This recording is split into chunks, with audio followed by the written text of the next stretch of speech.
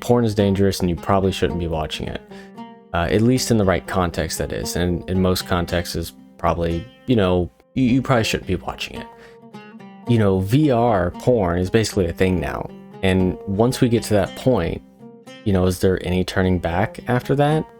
I think a lot of people throw around porn addiction, that sort of like term, just around a lot. But we have to understand an addict, the definition of one is inhibiting function somewhere in your life.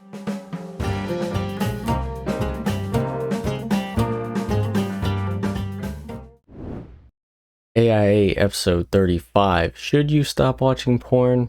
Probably yes. But anyways, in today's video, I will be reacting to a Dr. K, aka Healthy Gamer GG video, which I don't think I've reacted to him on the show before. But this video popped up in my recommended today, and I thought it was quite interesting. And at least from my perspective, that is, because as someone on the left side of politics who does make political content from time to time on YouTube, I sort of have a different opinion on porn than most people on the left do. Most people on the left, from what I see, sort of has a laissez-faire attitude when it comes to porn, as in like, you can watch it or you don't watch it, whatever. It's probably not that dangerous. Maybe it is, maybe it isn't, but really, who cares? And I guess I've always had a sort of different opinion on that, as in it's, at least in my opinion, sort of dangerous and in most cases is not used correctly. And I think I made this take all the way back on like my first couple of episodes of AiA, is that, porn is dangerous and you probably shouldn't be watching it. At least in the right context, that is. And in most contexts is probably, you probably shouldn't be watching it. Now, I'm not some extremist sort of person, like no fap sort of person, like, oh, you should never masturbate or you should never watch porn whatsoever. I'm not, about that. And I think that Dr. K, at least from what I've seen of his, he does come at it with a, in good faith, and also I think from a good point of view. Now, is there some criticisms people can have of Dr. K where like he's not, the best YouTuber or whatever, the best self-help, whatever on YouTube? Probably. I would definitely say that. But at least the one thing I will say with Dr. K is that he, almost in all cases of anything he's covering, he does come at it in good faith. And he also has credentials behind his name, which is very important to consider when talking about serious things like mental health or therapy or topics like this. I think it's very important that someone have some sort of credentials, or at least be engaging in the argument in good faith, which I think he does both of. But anyways, we will be reacting to his video today, Should You Stop Watching Porn? This video was just uploaded today, and it is quite a long video. It's 38 minutes. I'm probably going to cut a segment or two out of it just so, I don't keep the whole video in my episode of my show, but also because the length of it is quite long. We are going to 1.2 times speed it, just to speed it up a little bit, again, because of the length of the clip. But anyways, let's get into it. People have figured out that more sensory input is like better at engaging humans. So if you look at like a sale sign, if the sign is bigger, if it's more brightly colored, it's more likely to engage you. Everyone is competing for you to watch their pornography. And so what they tend to do is like amp things up. And as they amp things up, this is the other thing that we're sort of seeing in pornography usage, especially with problematic usage, is that what used to sexually excite you like doesn't work anymore. So your brain needs like harder and harder stuff to like get you excited. So this is where like a lot of times if we look at the way that people are interpreting the data, it's more subtle than I think people give it credit for, because everyone wants a simple answer. And oftentimes we have preconceived notions when we are looking at the data.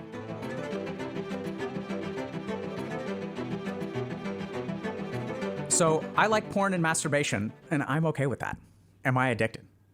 I see lately that the last 2-3 years, porn and masturbation are mostly portrayed as something bad. 10 to 15 years ago, it was absolutely okay, and there was a huge amount of papers that everyone masturbates, and it's healthy, though. It's healthy enough, I think. I know that everything could be an addiction. Reading, eating, exercises, how to tell an addiction from just a healthy thing. The thing is, though, I really like sex, arousal, and for me, it's something purely happy and positive. I just love it and unironically plan to start writing erotic/porn stories or fanfics. Usually, porn is associated with something bad and low quality, and I think it shouldn't. We should get rid of prejudices, unhealthy ways of making pornography, of misogyny, etc. But there's also good porn, text, art, healthy porn, isn't it?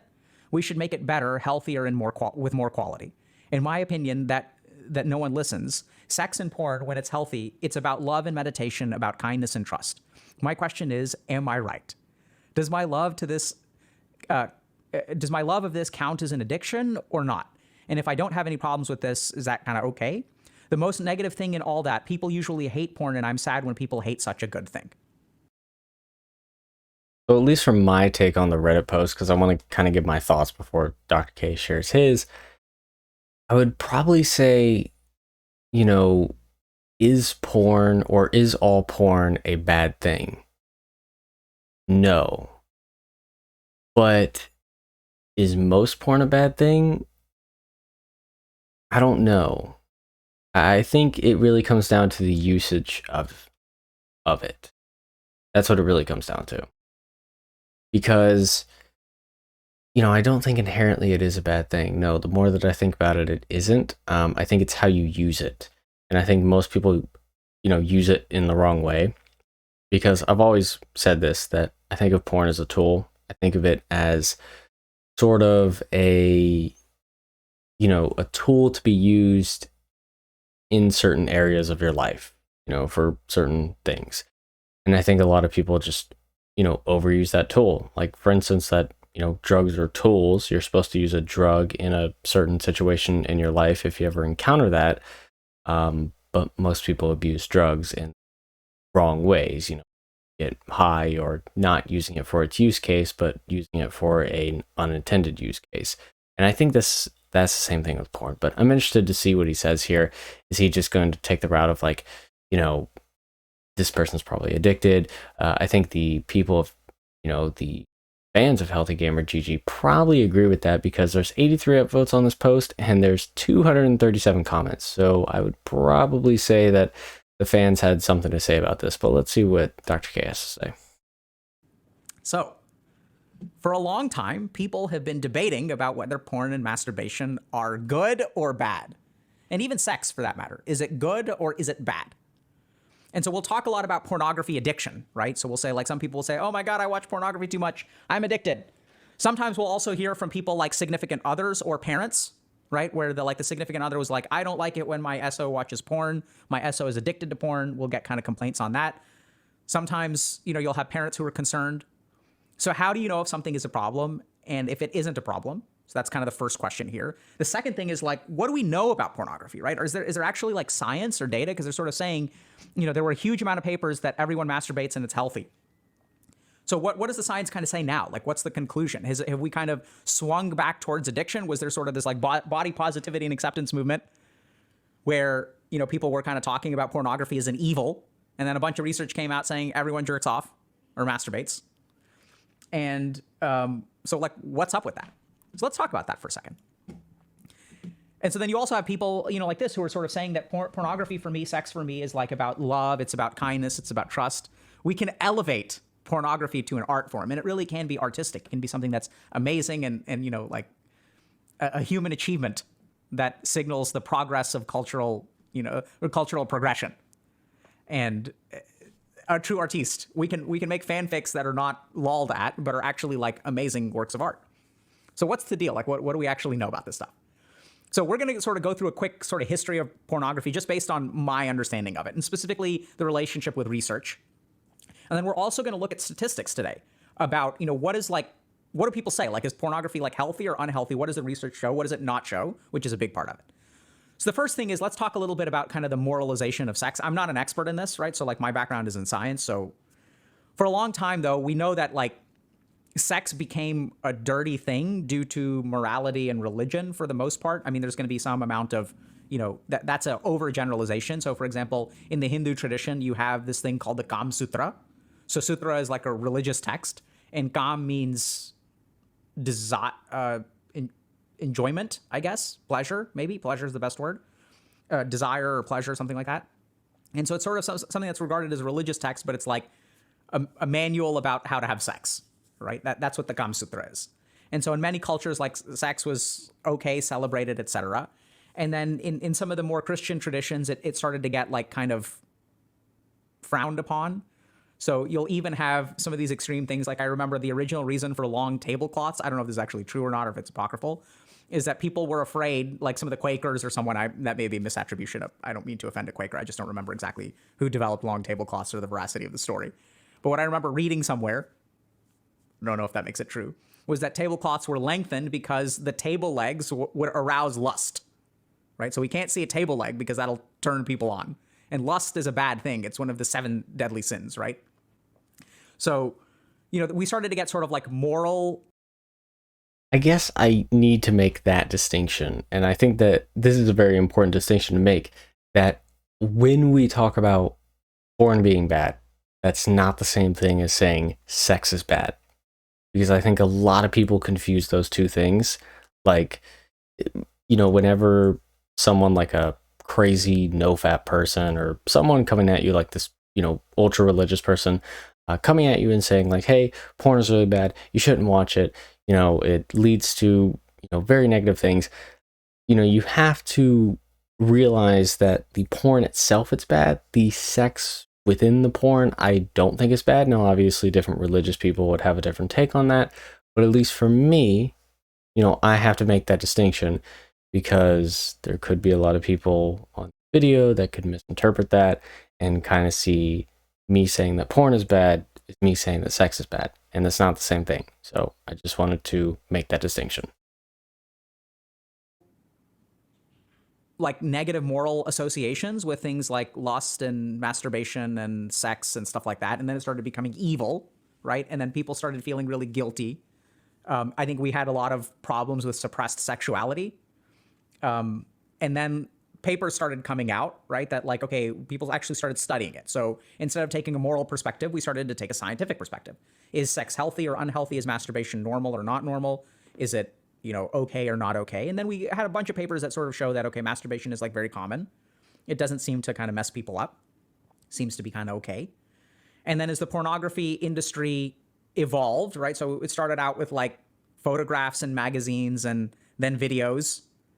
And then we sort of like moved on to the internet. And now we've sort of seen like, much like other things on the internet, pornography is getting more intense, flashier, more colorful, more immersive, intense sounds, intense sights. Like the sensory experience of pornography is just getting enhanced, right?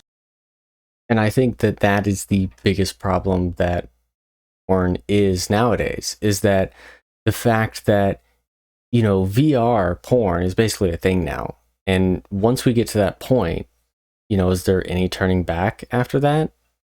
I don't know. But that's the point that really scares me, is the accessibility of porn. The fact that basically anyone could watch it and anyone can access it very, very easily.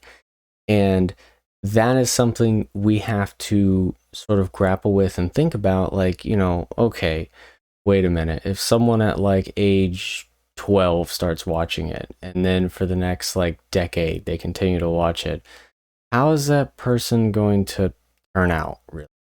Is that going to be a positive person, negative person? They're going to have social issues, friendship issues, relationship issues. And I think that's where my point of porn being very dangerous comes in, is that the fact that if you start watching it at a young age and then you start watching it consistently, that's when it's going to lead to problems. And I think that it's led to so many problems nowadays with people being very antisocial, because, again, you can blame the internet for that, you can blame social media for that, but I think it's more of a combination of things. I don't just want to point to one thing and say, oh yeah, this is the negative thing. But I think porn is one of those contributing factors with like being antisocial or having sort of like social problems, relationship wise, friendship wise, all the above.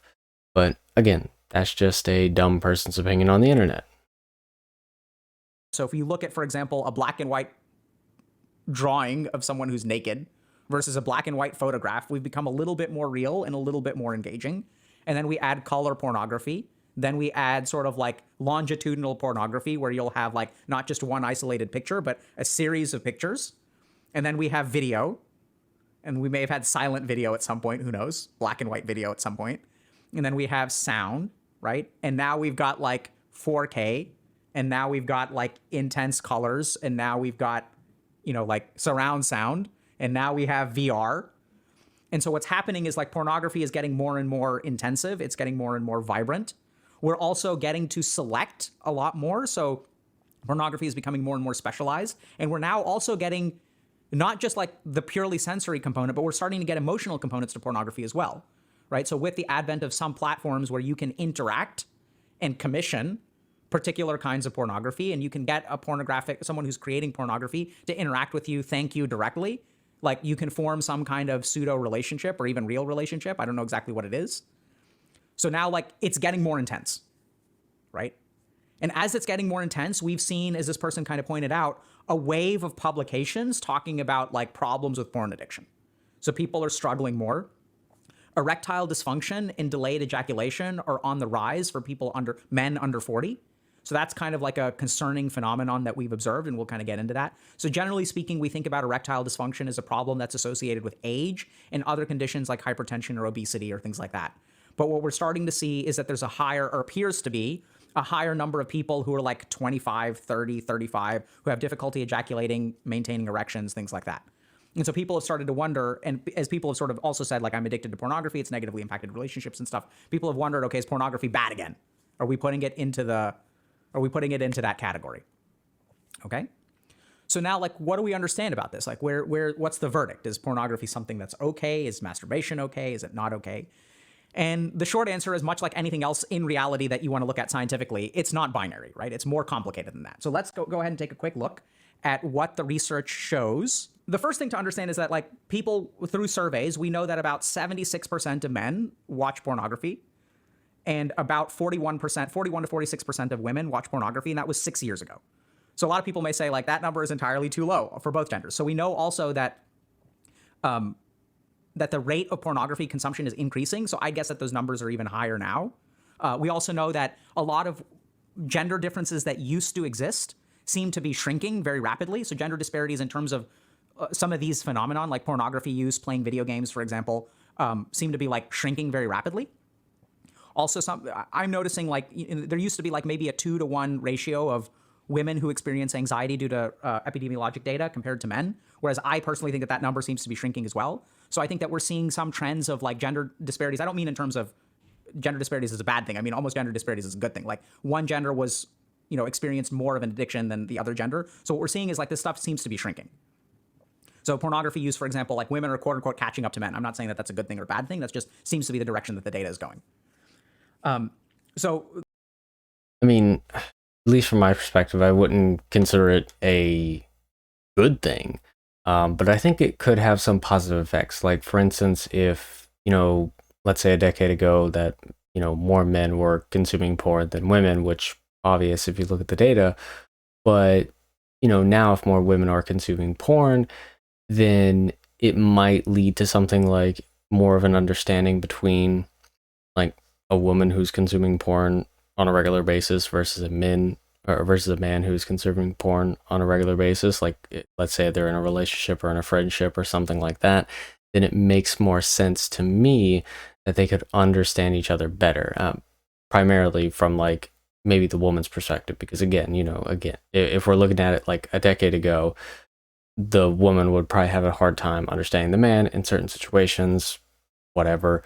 But now it would be more of a use case. So it could have some positives, but I probably would lean towards that being a negative thing, just looking at the negative effects and damages that porn cause. And, primarily, I would say it's more of a negative for men, but I'm guessing the same can be said for women as well.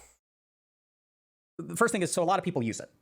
And then what are the concerns that we have in terms of pornography use? So when people say that pornography is bad, what are the concerns that we have? So the first is something called an addiction.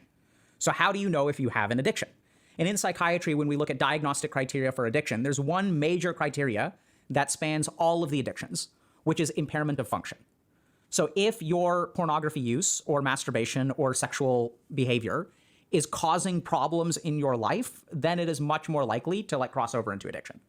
So if engaging in sexual behavior is negatively impacting your marriage, if engaging in sexual behavior is causing you to get, STIs, sexually transmitted infections, if, like masturbating prevents you from going to work, or you get in trouble at work for masturbating, like those are the kinds of things that we really kind of think of in terms of addiction.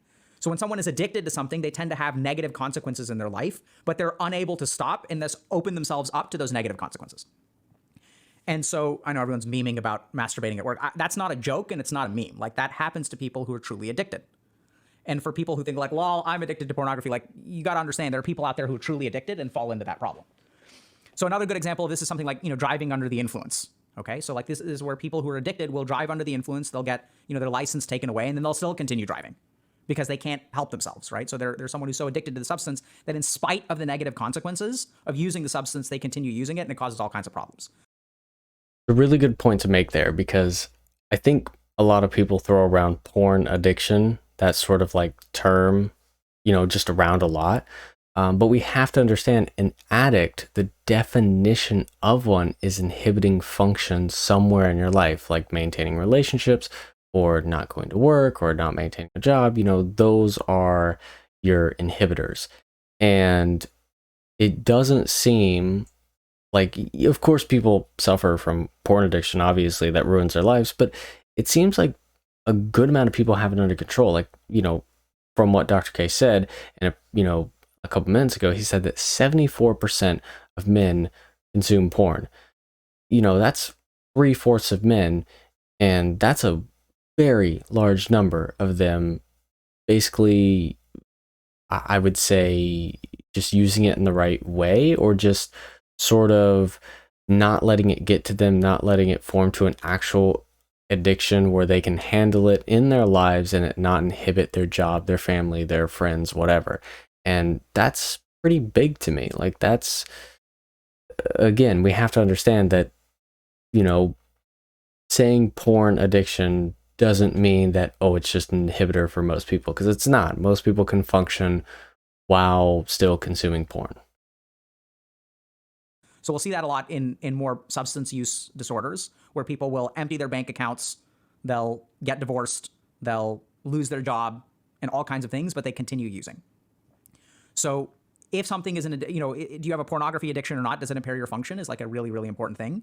Second thing is that oftentimes people who are addicted to something can make attempts to cut back and fail to do so. So the other thing about addiction is it tends to control you instead of you controlling it. And if y'all are concerned about something like this is absolutely where you should go see a medical professional and try to figure out, first of all, do you have an addiction or not? And secondly, like how to get help for it, because this is something that not everyone can overcome on their own, which is like perfectly fine. That's why we have addiction specialists, because we recognize that some people need help. Okay, so that's what an addiction is. Now, the other thing is that there are a number of different phenomenon that are arising that appear to be problematic and are correlated with pornography use. So that's just a fancy, stupid academic way of saying porn appears to be causing some problems. Masturbation appears to be causing some problems. And so what are the problems when we think about asking the question, is masturbation healthy or unhealthy? Let's step aside from addiction for a moment, but what is masturbation and pornography doing to our society? What are we seeing in terms of changes or trends? So the first thing that people talk a little bit about is erectile dysfunction and delayed ejaculation or problems with ejaculation. So that also tends to be, first of all, biased towards men, right? So most of the research on pornography and sex addiction, I think, has been focused on men. So you'll have studies, for example, that... Yeah, I think I hit on that point that, at least from what the studies show and the negative effects we know about porn, mainly are towards men. So I don't want to just say like, oh, obviously these negative effects or ones like that will be the same for women as well. That's why, again, if more women are consuming pornography versus men, is that inherently a good or a bad thing? I don't know. But will they have negative effects? I assume so. But again, that's just me assuming, because most of the data from the studies show that these negative effects from porn are with men, not with women. So again, we can't make any absolute statements and say like, oh yeah, negative effects will happen with women as well. We have to wait for that data and those studies to actually come out. that are done out of urology clinics because erectile dysfunction is what people present with. So that's kind of the first thing. Another thing that people will talk a little bit about is that like our reward circuitry is kind of getting all messed up. So people will say, I'm not able to be aroused by sexual intercourse. That may have something to do with the inability to ejaculate or reach climax. Because something about the stimulation in the brain from pornography is like so much more vibrant in some ways than like real life that like our receptors kind of get like out of whack. So there's like some concern that we're sort of shaping our brains in kind of an unhealthy way. There's also some concerns about real life sex becoming like boring or like not engageable.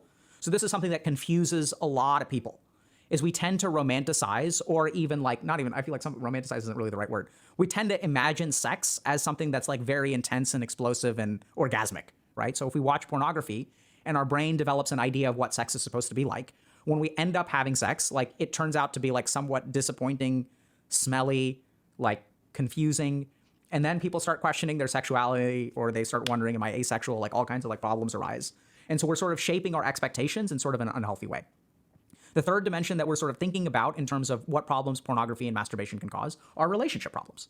And so a lot of times it'll create problems in a relationship, right? So if you're not able to achieve climax with a partner, or if your partner feels kind of, unloved, or you have difficulties or has concerns about your pornography use, that can lead to problems. And so these are kind of the three things that we're going to talk about today. The first thing that we're going to talk a little bit about is sort of this like delayed ejaculation, erectile dysfunction, difficulty reaching climax. So this is where we have to be kind of careful with the research, because a lot of the research is correlative. So what they say is they'll look at like people who have erectile dysfunction, or they'll look at people who are unable to like achieve climax in a sexual relationship, and they will ask them, how much pornography do you use? And what they'll sort of find is this finding that people who watch more pornography have more difficulty achieving climax in sexual intercourse than people who don't. Now, this is where things get subtle but very tricky, because at this point, people oftentimes will conclude if you watch a bunch of porn, it's going to make it hard for you to have sex. But remember that cross-sectional studies or correlations are not causation. So this is where the flip side of this could be, if you have difficulty engaging in sex, you may reach more towards pornography, right? So it can go either way, actually. So like if my sexual relationship is unsatisfying, what effect do you think that will have on my pornography consumption? It'll probably increase, right? So this is where like a lot of times, if we look at the way that people are interpreting the data, it's more subtle than I think people give it credit for, because everyone wants a simple answer. And oftentimes we have preconceived notions when we are looking at the data. So this person is going to be pro-pornography, so they may look at the data in a particular way, whereas other people, like if I'm in a relationship and my partner watches a bunch of pornography and we have an unfulfilling sex life, what do you think I'm going to do in terms of the interpretation of that data? I'm going to assume that the pornography is the problem and is causing this issue in our relationship, versus we have an issue in our relationship and pornography is actually like, it's not the problem, it's the antidote for that person, right? So there do seem to be clear correlations between increased pornography use, difficulty maintaining erections and erectile dysfunction, and problems with ejaculation and reaching climax. So that is something that like I've worked with people for, and I do believe that pornography has a causative effect there. That's personally the way I think the relationship goes, more likely. And part of that is just because of like physiologic conditioning. So for example, the actual physical experience of if you're a man masturbating with your hand, or if you're a woman like, using a vibrator or direct clitoral stimulation, versus penetrative sex is like quite different, right? So the actual physiologic stimulation is like very different. They're different sensations. And so I think a large part of this is that if you sort of almost entrain your body to sexually climax in a particular way, and that kind of entraining is going to happen through pornography use and masturbation, it's going to be difficult to transition over to sex. It can be done for sure. But it's the kind of thing that like there may actually be. And I think that's one of the things I kind of hit on before. And that was let's say if someone starts watching porn at a young age and, they watch it for a decade or whatever, and they grow up and they're in their 20s and they develop this kind of negative, or I guess I wouldn't say negative, I would say sort of fantasy look at sex. And then they finally have it, and then, they have trouble. It's not as engaging. It's not as fun as they thought. And ultimately it winds up being quite disappointing. But also, they might not want to engage with it. that's the thing. They could literally just go back to porn because they think, oh, this is more interesting, and sex is kind of boring. Which, again, I would say is fine. Personally, make your own decisions, but we have to think about the developmental aspect of it. Because more and more people are watching porn at a younger and younger age because it's more accessible now. And I like the point that he's bringing up about the developmental aspect, because again, that's the dangerous part that I am sort of kind of trying to cement, at least in this video. A causative component there? I personally think there is. Because I think, just based on my understanding of physiology, I think it's exceedingly strange for men under the age of 40 to have erectile dysfunction. That's not an indictment. It just means that something serious is going on that's creating this effect, and that's what has to be dealt with. And so first thing is that there does appear to be a correlation between pornography and masturbation usage and things like erectile dysfunction, delayed ejaculation, and like inability to perform sexually. Second thing that we're going to talk about is reward stimulation circuitry in the brain. So this is where, people have figured out that more sensory input is like better at engaging humans. So if you look at like a sale sign, if the sign is bigger, if it's more brightly colored, it's more likely to engage you. So you'll kind of see this with like advertisements and stuff like that, where like, I don't know if you guys have ever experienced this, it's friggin' annoying, where like, the volume of a TV show will be here and then the ad will be like 30% louder. And it's just really inconvenient, but it shocks you into paying attention. So human beings have figured out how to engage the human brain. And so if you look at apps, right? Apps are like beautiful. They're not like grayscale. They're like, they have all these buttons and like little bits of motion, and like, you guys know, like, even these things like Candy Crush and Jelly Splash and stuff like that, they're like jiggly. You know what I mean? They're like, it's kind of weird. Like, so people have figured out that if you add like a little bit of jiggliness to an app, it increases the amount of like engagement. You'll even see this with sort of like the chibi kind of like artwork, right? There's something like cute and engaging about round figures that are a little bit more colorful and stuff like that, right? You guys get that? So people have sort of figured out that there's real life, and our brains have learned to adapt to particular kinds of things, right? So if you look at like, bird mating, and you look at peacocks. So like peacocks will have this very vibrant, colorful thing, which like engages male peacocks, will like spread their feathers out and they'll dance. And it's like a show that's like very bright and colorful and like sensorily engaging, right? And human beings like peacocks too. Like, why do we like peacocks? Because they're bright and colorful.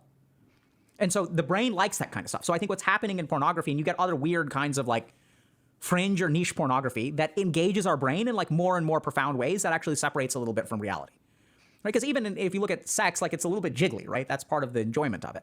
And so what people I think what's going on with pornography is we're seeing like more and more like niche pornography. We're seeing more sensorily engaging pornography, brighter sounds, sharper resolution, like more engagement, more people involved in the scene. Like there's just an evolution people are sort of figuring out, because remember that pornography is a competition for the producers, right? Everyone is competing for you to watch their pornography. And so what they tend to do is like amp things up. And as they amp things up, this is the other thing that we're sort of seeing in pornography usage, especially with problematic usage, is that what used to sexually excite you like doesn't work anymore. So your brain needs.